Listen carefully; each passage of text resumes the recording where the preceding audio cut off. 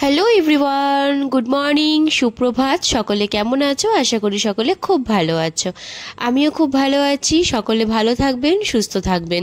তো চলো বন্ধুরা, আজকে যে রেসিপিটা নিয়ে বানিয়ে ফেলছি সেটা কিন্তু তোমরা থাম্বনেল দেখে সকলে বুঝেই গেছো, কিন্তু এর মধ্যে একটা ট্রিক্স আছে। আজকে আমি তোমাদেরকে 25 জনের চিকেন চাপ করে দেখাবো। হ্যাঁ বন্ধুরা, তোমরা শুনে হয়তো অবাকই হচ্ছ, কিন্তু আজকে হচ্ছে পিহুর বার্থডে উপলক্ষে আমি 25 জনের মাপে চিকেন চাপ বানিয়েছিলাম, আর সেটা কিন্তু তোমাদের সাথে অবশ্যই শেয়ার করতে চলে এসেছি। দেখো, চিকেন চাপ তো আমরা ঘরে অনেকেই বানিয়ে ফেলি, কিন্তু এতগুলো লোকের চিকেন চাপ এত সহজে কি করে বানাবে এটা তো জানা অনেকেরই নেই, তাই না? তো চলো আজকে তাহলে 25 জন লোকের চিকেন চাপ বানিয়ে ফেলি। আর ভিডিওটা কিন্তু আজকে লাইক করতেই হবে, ভালো লাগলে অবশ্যই লাইক করবে, কমেন্ট করতে ভুলবে না। দেখো, এখানে আমি কয়েক রকমের মশলা নিয়ে নিয়েছি। মশলাগুলো দেখে আশা করি তোমরা সকলে বুঝতেই পেরেছো কি কি মশলা রয়েছে। এরপরে আমি এখানে নিয়ে নিয়েছি তোমার কাজু বাদাম আর চালমগজ, দুটোকেই ভিজিয়ে আগে রেখে দিয়েছিলাম। দেখো অনেকটাই ফুলে উঠেছে। তারপরে আমি এখানে নিয়ে নিয়েছি কেশর, আদা রসুনের পেস্ট আর কাঁচা লঙ্কা। আর মশলার মধ্যে নিয়েছি জয়িত্রী, জায়ফল, গোটা গরম মশলা, আর নিয়ে নিয়েছি কাবাব চিনি। এই রেসিপিতে কিন্তু কাবাব চিনি অবশ্যই দিতে হবে, এটা সব থেকে বেশি ইম্পর্টেন্ট একটা ইনগ্রেডিয়েন্টস। আর নিয়ে নিয়েছি আতর, গোলাপ জল, কেওড়ার জল আর ভিনেগার। দেখো, পেঁয়াজটাকে ফার্স্ট একটুখানি পেস্ট করে নিলাম। এবার কড়াইতে আমি সমস্ত উপকরণগুলো ভালো করে গরম করে, বলতে পারো টেলে নেব। যেমন আমরা সবজি ভেজে নিই, মাছ হলে মাছ ভাজি, তেমনি যখন মশলাটাকেও আমরা ভাজি তো শুকনো খোলাতে আমরা মশলাটাকে কিন্তু ভেজে নিই। এরকমভাবে মশলাটাকে দেখতেই পাচ্ছ আশা করি কিভাবে আমি ভাজছি, এরকমভাবে ভেজে নেবে। আর আমি কিন্তু আজকে 25 জন লোকের চিকেন চাপ তৈরি করছি। এটা কিন্তু খুবই সহজ বলবো না, একটু কঠিন অবশ্যই, কিন্তু তোমরা যদি এই প্রসেসে করো তাহলে কিন্তু অবশ্যই তোমাদের জন্য খুবই সহজ হবে ব্যাপারটা। দেখো, হালকা আছে এগুলোকে একটুখানি ভেজে নিয়েছি, একদম মচমচে হয়ে গেছে। এরপরে মিক্সারে জারের মধ্যে দিয়ে দিচ্ছি। আর ভিডিওটা কিন্তু একদমই স্কিপ করবে না, তাহলে কিন্তু অনেক ট্রিক্স তোমরা মিস করে যাবে। এবার দেখো, এটাকে ভালো করে ব্লেন্ড করে নেব, একদম পাউডার ফ্লেপে করে নেব। পাউডার যেরকম হয় গুঁড়ো গুঁড়ো, সেইভাবেই এটাকে একদম গুঁড়ো করে নিতে হবে।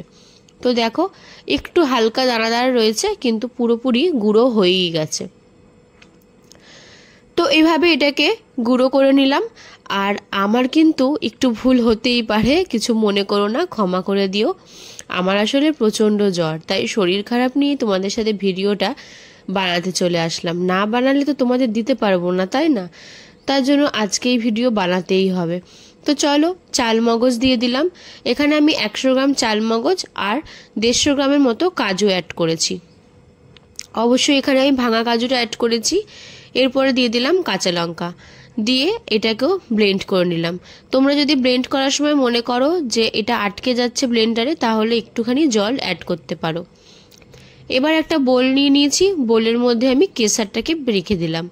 কেশরটা এখানে কেন আমরা ব্যবহার করি সেটা কি জানো? কেশরের মধ্যে এবার আমি দিয়ে দিলাম একটু গরম দুধ। আমি এখানে ছোট গ্লাসের 1 গ্লাস কাচের গ্লাসে মেপে গরম দুধ অ্যাড করেছি। একদমই ছোট ছোট যে মিনি মিনি গ্লাসগুলো হয় সেই গ্লাসের মাপটা নিতে হবে। এবার দেখো, প্রিপারেশন রেডি করার পালা। প্রথমে আমি এখানে ইউজ করলাম সাদা তেল। অবশ্যই এই রান্নাটা কিন্তু সাদা তেলে হবে। আর দেখো, প্রত্যেকটি ইনগ্রেডিয়েন্টস আমি কীরকমভাবে সাজিয়ে নিয়েছি, যাতে তোমার কাজ করতে খুব সুবিধা হয়। এরকমভাবে তোমরাও সাজিয়ে নেবে, আর কিন্তু রেসিপিটা পুরোটা দেখবে। এবার এখানে চিকেনটা আমি দিয়ে দিলাম, কিন্তু না, প্রথমে কিন্তু চিকেন দেওয়া যাবে না, তাই আমি চিকেনটাকে তুলে নেব। তো চলো, এখানে এখন চিকেনের পরিবর্তে কি দেব সেটা দেখাচ্ছি। টক দই নিয়ে নিয়েছি এখানে প্রায় 700 গ্রামের মতো। বলতে পারো এই রেসিপিতে টক দইটা অনেকটাই বেশি লাগে। পেঁয়াজ বাটা নিয়ে নিয়েছি 500 গ্রামের মতো। কেন, আমার এখানে মাংসের পরিমাণটা ছিল 5 কিলো, তো সেই অনুযায়ী আমাকে মশলাটা তৈরি করতে হবে। তারপরে আমি নিয়ে নিয়েছি আদা রসুনের পেস্ট, সেটাও ছিল প্রায় 300 থেকে 400 গ্রামের মতো। এরপরে দিয়ে দিচ্ছি সমস্ত ঘরোয়া মশলা, হলুদ গুঁড়ো, জিরের গুঁড়ো, লঙ্কার গুঁড়ো, ধনের গুঁড়ো, তারপরে দিয়ে দিলাম গোলমরিচের গুঁড়ো, নুন, মিষ্টি। এখানে কিন্তু আমি লঙ্কার গুঁড়োটা, কাশ্মীরি মির্চি লঙ্কার গুঁড়োটা অ্যাড করেছি। দেখো, যদি তোমরা এখানে নর্মাল ঝাল লঙ্কার গুঁড়ো অ্যাড করো তাহলে কিন্তু, আমরা আগেই দেখতে পেলে কাঁচা লঙ্কা বেটে নিয়েছি, তাহলে কিন্তু ঝালটা খুব বেশি পরিমাণে হয়ে যাবে। তাই এখানে আমি কাশ্মীরি মির্চিটা অ্যাড করলাম। দিয়ে দিলাম 2-3টে তেজপাতা। এবার দিয়ে দিচ্ছি এখানে এই ভেজে রাখা জয়িত্রী জায়ফল এই মিশ্রণটা। এই যে গরম মশলার মিশ্রণটা দিয়ে দিলাম, এটাই কিন্তু এই রান্নার সবথেকে মেন উপকরণ। তারপরে দিয়ে দিচ্ছি কাজু বাদাম আর হচ্ছে চালমগজ বাটা। তারপরে দিলাম হচ্ছে কেওড়ার জল, এরপরে দিচ্ছি গোলাপ জল। এরকমভাবে কিন্তু তোমরা স্টেপ বাই স্টেপ মিশিয়ে নেবে। এরপরে দিয়ে দিচ্ছি মিঠা আতর। এখানে আমি একটা ছোট মিঠা আতর পুরোটাই ইউজ করেছি, কেন এই চাপের গন্ধর মধ্যে একটা মেন গন্ধ থাকে মিঠা আতরের, সেই গন্ধটা কিন্তু খুবই একটা সুন্দর ফ্লেভার তৈরি করে। তো তোমরা কিন্তু এই সব উপকরণগুলো যে কোনো গ্রসারি দোকানেই, যে কোনো তোমাদের বাড়ির পাশে যেসব দোকান আছে যেখানে সমস্ত গ্রসারি প্রোডাক্ট পাওয়া যায় সেখানে তোমরা পেয়ে যাবে। এবার আমি এখানে চিংসের ভিনিগার অ্যাড করলাম। ভিনিগারটা আমি এখানে 2 ছিপির মতো অ্যাড করেছি। 2 ছিপি মানে বলতে পারো 2 টেবিল স্পুনের মতো। এবার চিকেনগুলো আমি এর মধ্যে একে একে দিয়ে দেবো। এই চিকেনের ম্যারিনেশনটাই কিন্তু মেন। যত ভালোভাবে তোমরা ম্যারিনেট করবে তত সুন্দর কিন্তু চিকেনগুলো খেতে তৈরি হবে।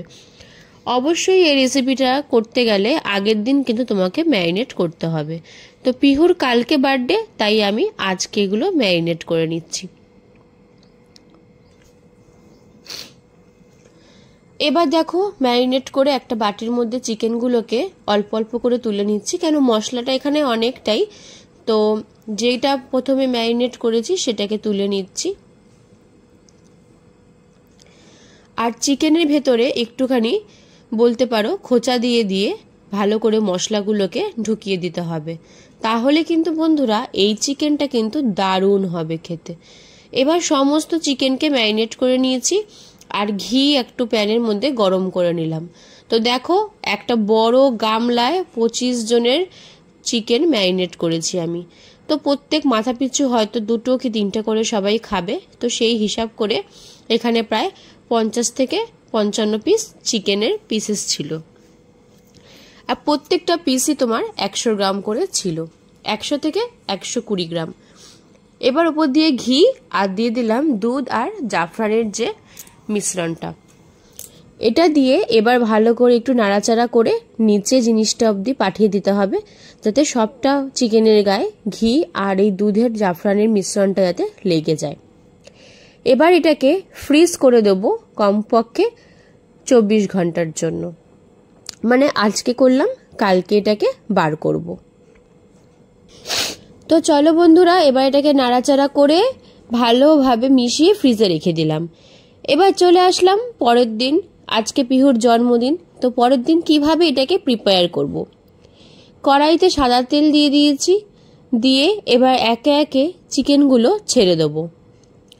তো দেখো, আমি 4টে করে চিকেন দিচ্ছি, আর এই কড়াইটা কিন্তু প্রায় 5 কিলো মাংস রান্না করার মতো সাইজের, অনেকটাই বড় কড়াই।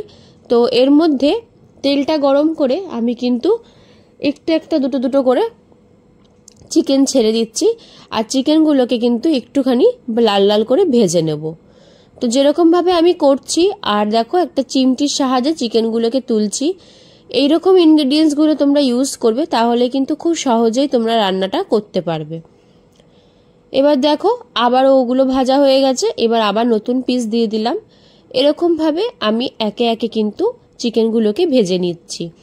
আর যারা আমার ভিডিওটা পুরোটা দেখবেন তারা কিন্তু অবশ্যই একটা লাইক করতে ভুলবেন না, কেন আমি কিন্তু এরকম ভিডিও আশা করি দেখিনি যে এতজনের রান্না আপনাদেরকে করে দেখাবে একসাথে।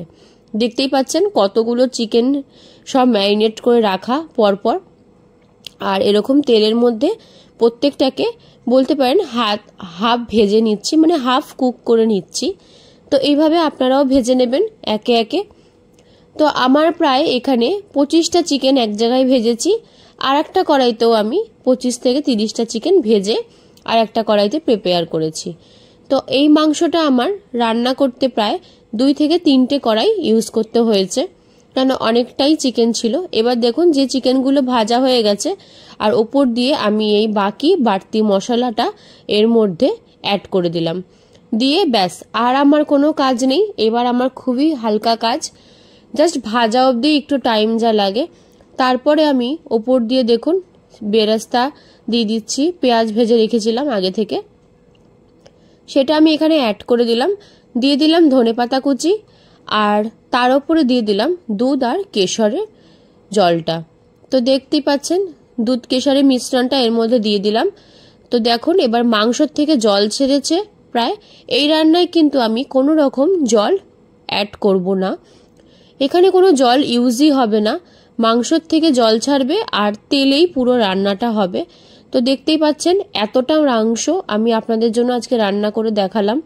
অবশ্যই কিন্তু ভিডিওটা পুরোটা দেখবেন, নয়তো কিন্তু আপনারাও ঘরে এত মাংস একবারে রান্না করতে পারবেন না।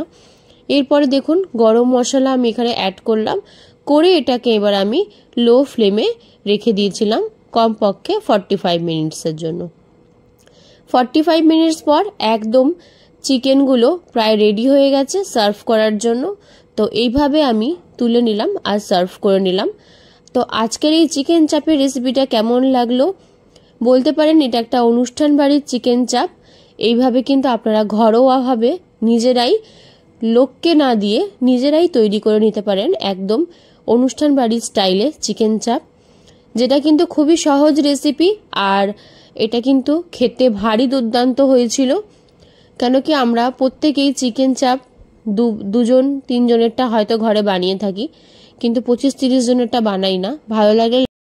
এভাবে আপনারাও অতি সহজে এতগুলো চিকেন চাপ বানিয়ে ফেলুন আর প্রত্যেককে খাইয়ে এর মজা নিন।